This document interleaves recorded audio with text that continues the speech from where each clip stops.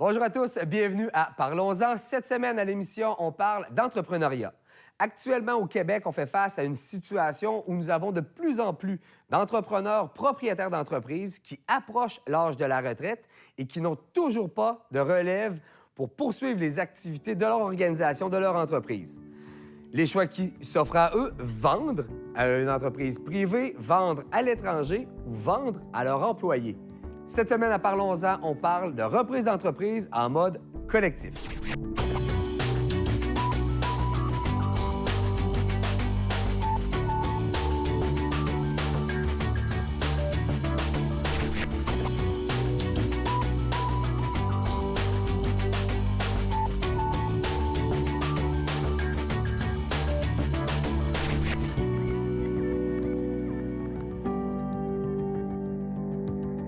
Donc, cette semaine, à Parlons-en pour discuter d'entrepreneuriat collectif et de reprise d'entreprise. Mes invités sont M. Jean Gosselin, directeur général de la Coopérative de développement régional du Québec, ainsi que M. Stéphane Godreau, qui est conseiller en entrepreneuriat collectif au ministère de l'Économie, Sciences et Innovation.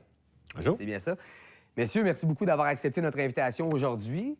Vous avez effectué ensemble tout récemment une grande tournée des régions du Québec pour diffuser la bonne nouvelle. Pour commencer, j'aimerais ça que vous me disiez, quand on parle de reprise collective ou entrepreneuriat collectif, on parle de quoi? Alors, la reprise collective, nous, actuellement, on remarque qu'il y a beaucoup d'entrepreneurs qui veulent soit vendre leur entreprise, délaisser, prendre leur retraite, etc. Et il y a de moins de relève pour ces entreprises-là. Alors, nous, le programme qu'on propose, la solution qu'on propose, c'est le modèle coopératif. Pas pour toutes les entreprises, mais pour un grand nombre d'entreprises, la reprise collective, la reprise par les employés, bien, c'est un modèle très intéressant sous forme coopérative, sous forme même de travailleurs actionnaires. Alors, on a fait une tournée des 17 régions administratives du Québec ensemble. On a eu un beau succès, puis on veut poursuivre encore cette tournée-là. Bien, c'est ça l'enjeu dont vous parlez, c'est qu'actuellement au Québec, on a de plus en plus d'entrepreneurs qui sont à l'âge de la retraite ou presque et qui, pour plusieurs en tout cas, n'ont pas de relève immédiate pour récupérer l'entreprise. Votre mandat de rencontrer ces gens-là, peut-être aussi des employés de l'entreprise, c'était quoi le message que vous aviez à leur communiquer? Qu'est-ce qu'ils doivent faire maintenant, là, que l'heure de la retraite a sonné, je fais quoi avec mon entreprise? L'idée principale, c'est de présenter un modèle peut-être peu connu des entrepreneurs, disons, Inc. Eux, historiquement, l'entreprise était soit vendue peut-être à un compétiteur, soit vendue laissée à la famille, vendue à une autre entreprise. Mais maintenant, c'est de plus en plus difficile. Puis avec le vieillissement de ces entrepreneurs-là, bien, il y a un peu moins de relève à l'interne. Les familles sont plus petites. Alors, il y a une difficulté à transmettre cette entreprise-là. Puis nous, on veut présenter le modèle de reprise collective par les employés qui sont déjà à l'intérieur de cette entreprise-là puis qui la connaissent bien. OK. Oui, comme Jean dit, les enfants, maintenant, les entrepreneurs, ne se sentent plus dans l'obligation d'acheter l'entreprise familiale. Auparavant, bon, on voyait ça, c'était un modèle, OK? C'était l'enfant, pratiquement automatiquement, qui rachetait dans le fond d'entreprise. Suit les traces du père. Aujourd'hui, c'est plus comme ça que ça fonctionne. Donc, l'entrepreneur doit évaluer les différentes possibilités. C'est une des solutions intéressantes, méconnues. Puis c'est pour ça qu'on en fait de la promotion un peu plus. Mais c'est une solution qui peut être intéressante. On parlait des travailleurs tantôt. Oui. Ça peut être aussi des consommateurs. Hein? Ça peut être les gens, les consommateurs d'un commerce au détail qui dit, bien, nous, on veut garder notre boutique, on veut garder notre épicerie. Bien, on se met ensemble et on rachète l'entreprise. Donc, c'est des consommateurs, c'est des travailleurs. Ça peut être des entreprises aussi qui, dans leur chaîne économique, disent, bien, moi, là, la personne qui fait le transport des produits pour l'ensemble de la région, l'ensemble des entreprises de la région, bien, on se met ensemble, l'ensemble des entreprises de la région, pour racheter ce transporteur-là, puis ainsi en faire une reprise collective. OK. Puis j'aimerais ça, avoir votre point de vue dans les deux côtés de la médaille. En fait, je suis un entrepreneur aujourd'hui, j'arrive à ma retraite. C'est quoi l'avantage que j'aurais, par exemple, à vendre à un groupe d'employés ou c'est quoi l'avantage pour moi de vendre en reprise collective, mettons? Les entrepreneurs qui veulent laisser l'entreprise dans le même milieu où ils étaient avant, bien, ils peuvent laisser aux consommateurs qui avaient déjà ou aux employés qui étaient déjà sur place. Moi, je pense que l'élément important là-dedans, c'est de dire, est-ce que vous décidez qu'il y a une pérennité à votre entreprise? Vous voulez que votre entreprise continue à opérer dans la même région. Alors, moi, je suis dans n'importe quel secteur. Si cette entreprise-là est vendue à quelqu'un d'autre, il y a des chances qu'elle soit transférée ailleurs. Si elle est transférée ailleurs, bien, les employés qui étaient là, pour plusieurs, ils vont perdre leur emploi. Tous les fournisseurs qui étaient autour de cette entreprise-là, bien, aussi sont en danger aussi parce que leur principal client quitte. Alors, le côté conserver l'entreprise dans le milieu bien, est un des éléments importants. Puis c'est sûr qu'elle peut être vendue à quelqu'un d'autre, mais en le transférant ou en le vendant aux gens qui sont déjà dans la municipalité, bien, les chances sont à peu près à 100 qu'elle demeure au même endroit. Ben oui. Puis quand on parle de projet de vie comme ça, parce que souvent, ces entrepreneurs-là ont consacré leur vie à développer cette entreprise-là, je trouve que c'est une solution qui est quand même idéale pour leur permettre à eux d'effectuer une transition vers la retraite. Je pense que le reprenariat collectif, vendre à ses employés, bien, on s'assure, entre guillemets, de maintenir bon, les emplois, l'entreprise dans sa localité, mais aussi conserver la philosophie puis la vision que l'entrepreneur, que le fondateur avait.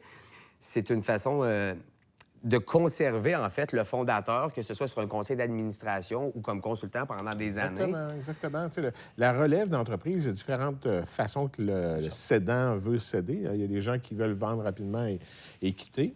Bon, c'est un modèle. Mais effectivement, il y en a plusieurs qui veulent faire ça d'une manière transitoire pendant un certain nombre de temps. Ils veulent s'assurer de pouvoir faire une transition saine dans tout ça. C'est clair que quand c'est une coopérative de travailleurs qui acquiert, bien, d'avoir cette transition-là, effectivement, c'est quelque chose qui peut être très intéressant. Puis bien même souhaité, je vous dirais, au niveau des coopératives de travailleurs, parce que, dans le fond, on vient faire du transfert de connaissances sur des aspects peut-être plus entrepreneurial, du type, stratégique, des éléments peut-être que certains employés, mettons, dans l'entreprise, ne sont un peu moins courants. Donc, à ce niveau-là, ça peut être intéressant aussi. Par contre, si c'est une transaction où est-ce que la personne peut quitter rapidement, ça peut se faire également au niveau là, d'une coopérative, là, sans problème.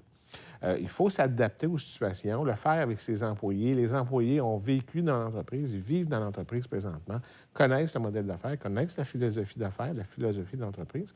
Donc, ils ont une perception, je pense, intéressante pour la suite des choses. L'entrepreneur qui veut léguer une suite à son entreprise, dans un contexte de pérennité, je pense que c'est un des modèles les plus intéressants.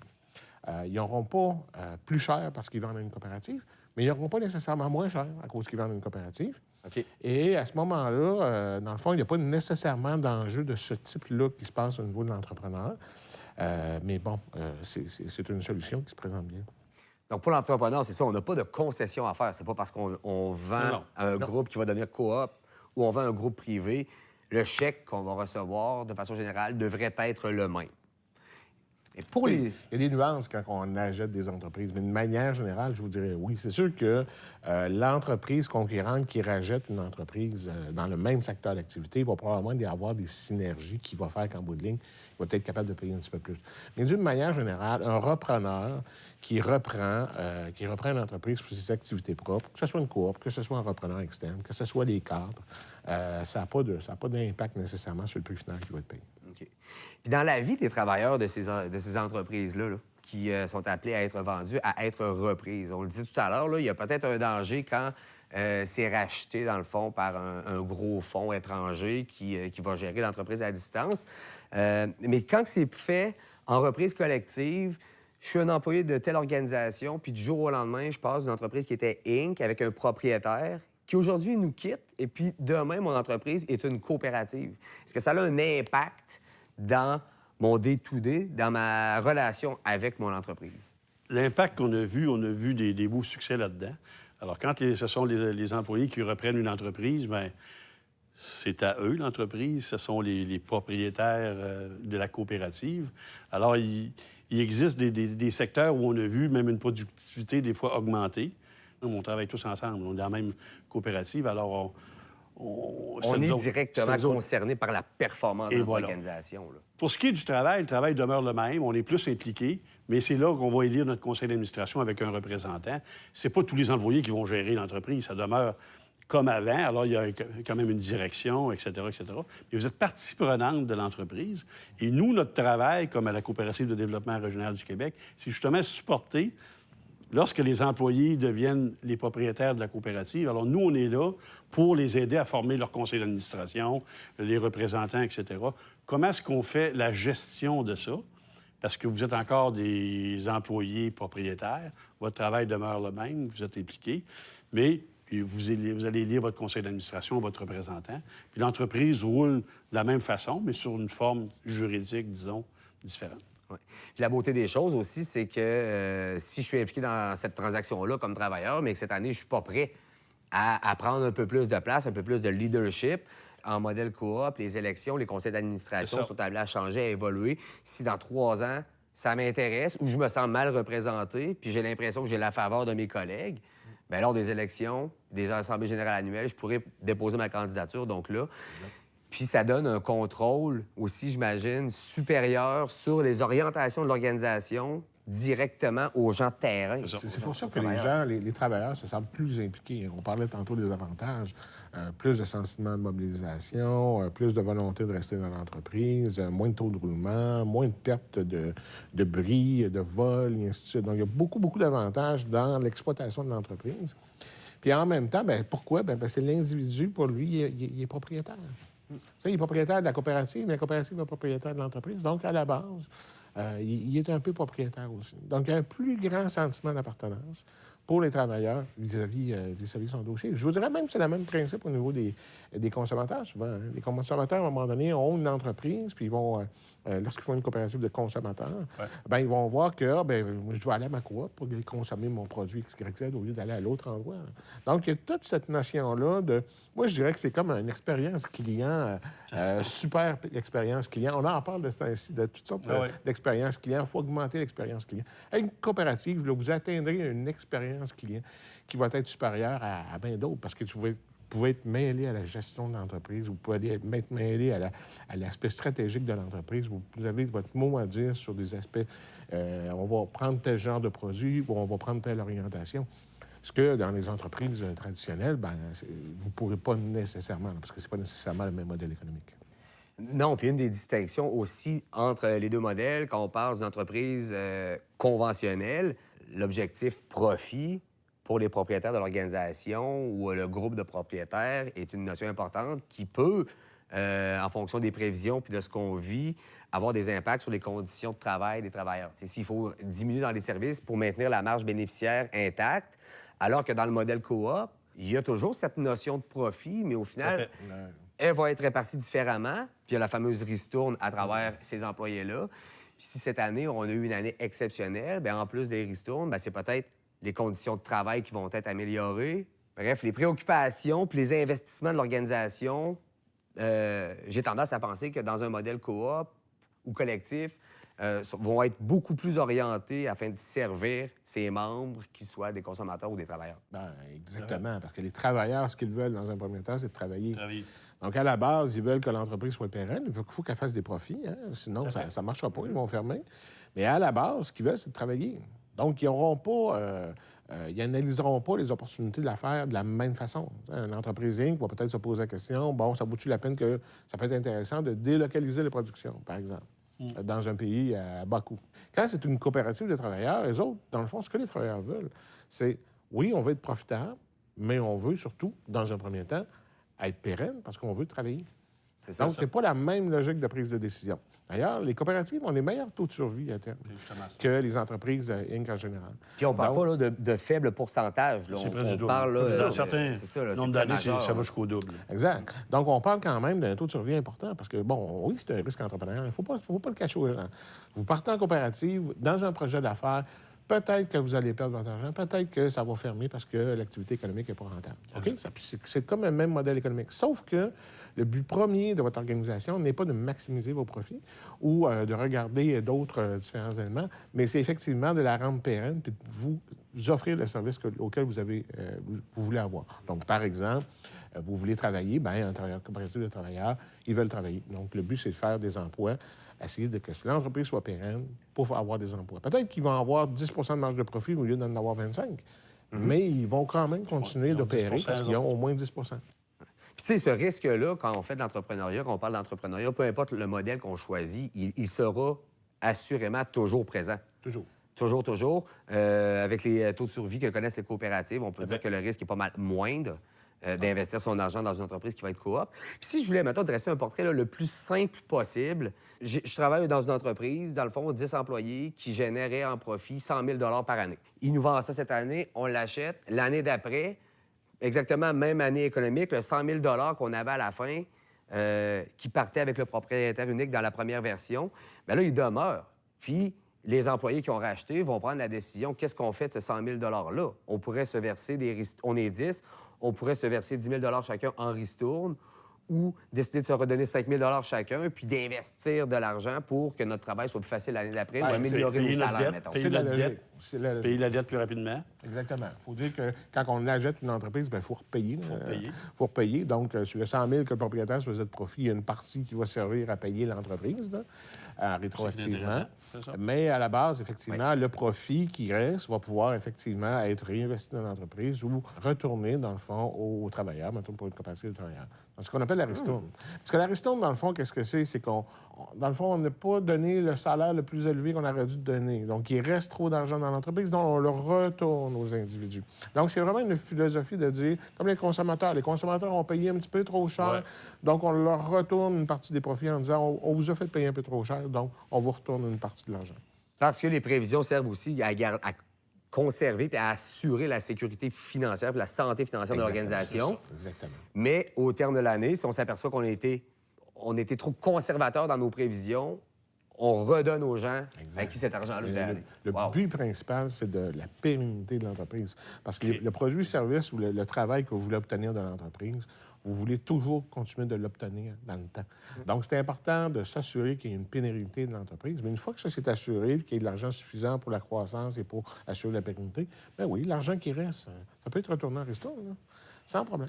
Puis là, on comprend là, que dans la reprise collective, dans un contexte où on a des propriétaires qui vont quitter sans bord de relève, c'est là où on en fait la promotion, on en parle beaucoup parce qu'on vit avec cette situation-là.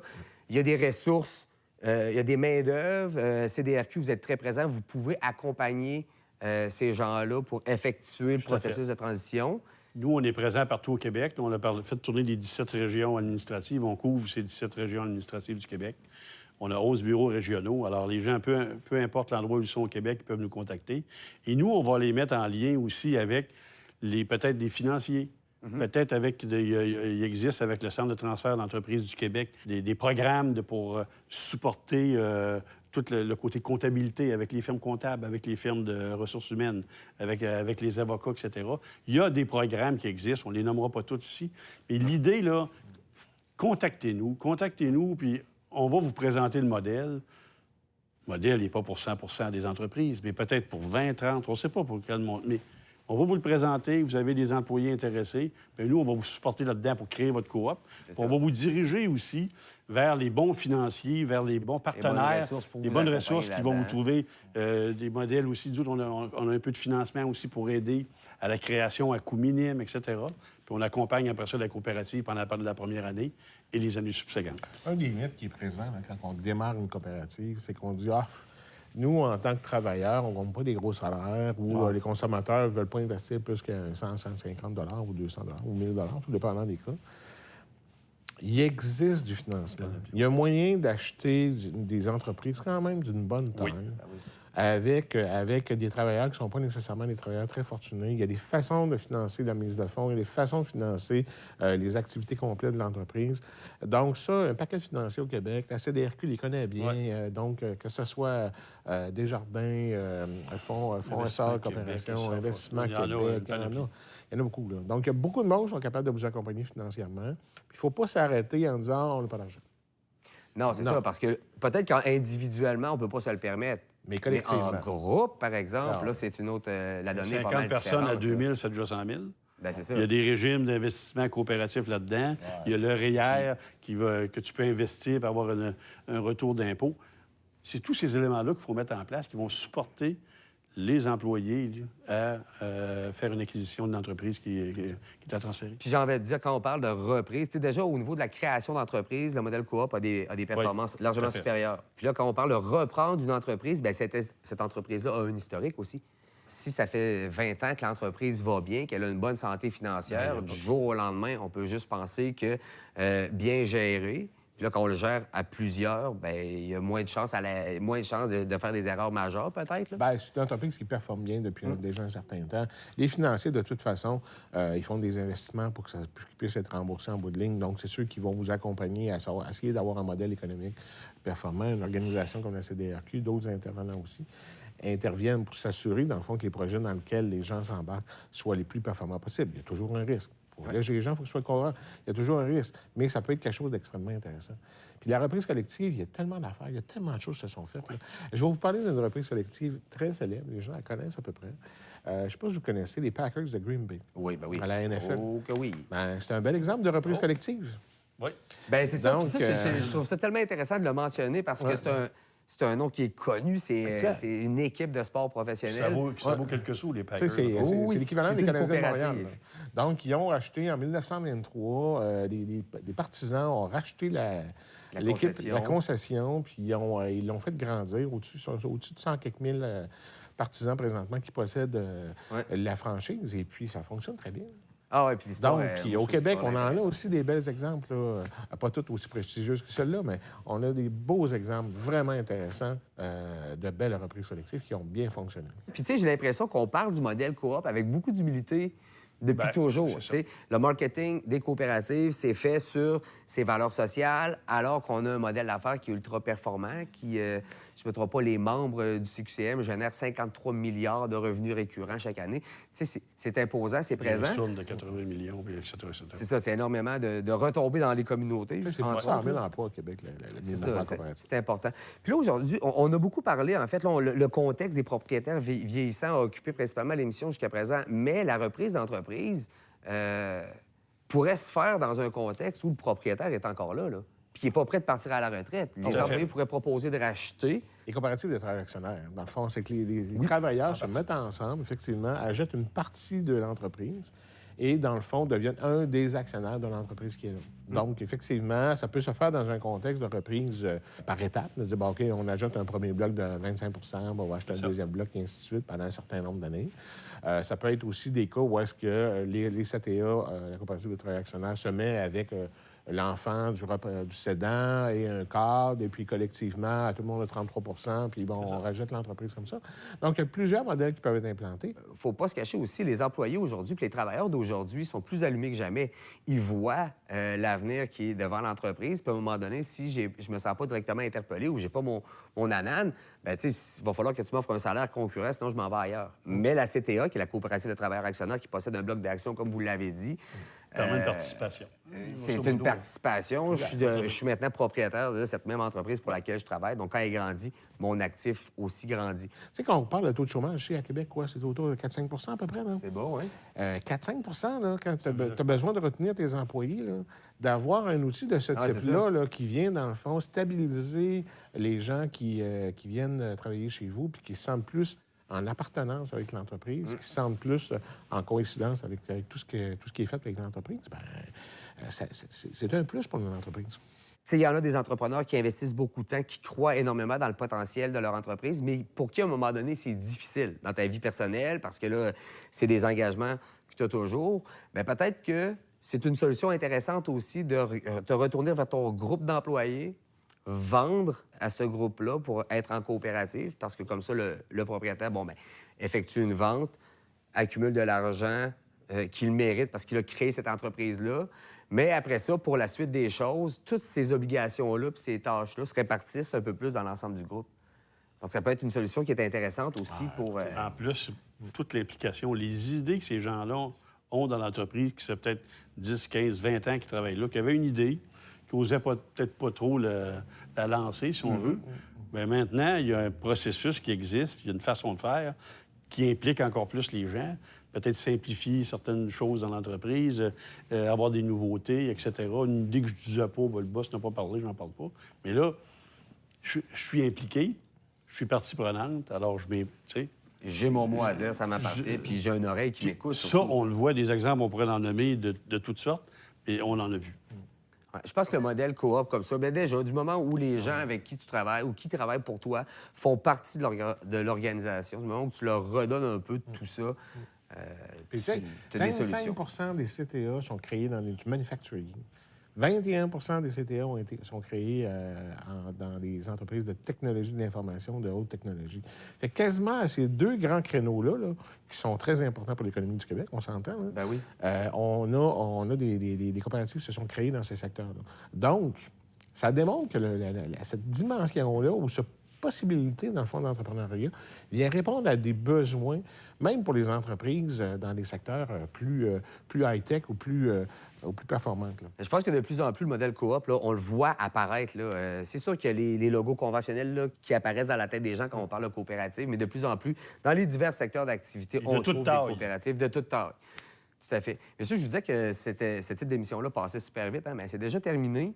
Mais on va revenir. Puis là, j'ai comme 30 questions, mais je pense que vous partez encore en tournée tous les deux, hein? Oui, on refait encore une tournée provinciale. On présente on travaille un nouveau fonds aussi. Bien, c'est un fonds existant, mais qui a été modifié pour supporter le financement des coopératives. Alors, avec Desjardins Capital de risque. Il s'appelle Desjardins. Ça s'appelle le fonds Essor et Coopération.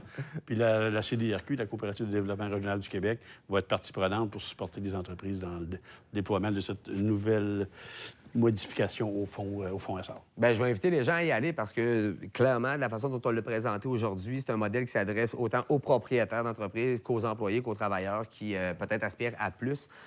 Énorme merci, messieurs, de vous être déplacés aujourd'hui, d'avoir pris le temps avec nous d'en discuter. L'émission est déjà terminée. J'espère avoir piqué votre curiosité. C'est un modèle d'affaires qu'on applique, nous, chez Production 4 éléments, donc qu'on apprécie. Je tiens à remercier l'artiste peintre qui nous a fourni cette toile Keep Life Simple. Elle s'appelle Cœur de Sasquatch. Alors, énorme merci à elle. Et pour ceux et celles qui voudraient voir, revoir ou re-revoir cette émission, vous pouvez le faire via le www.ccap.tv et également en tout temps via CCAP Go. Sur ce, je vous dis merci et bonne semaine.